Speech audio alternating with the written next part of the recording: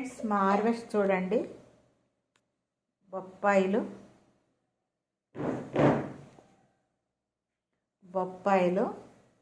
So వంకాయల్లో 3 రకాలు.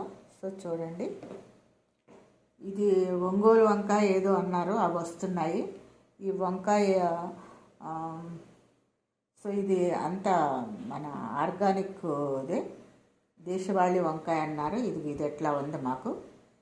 పచ్చిమిరపకాయలు, కాకరకాయలు, సో యాపిల్ పేరు, ఇందులో table lemon and sweet lemon, ఈ లాస్ట్ 3 స్వీట్ లెమన్, ఆ 4 టేబుల్ లెమన్.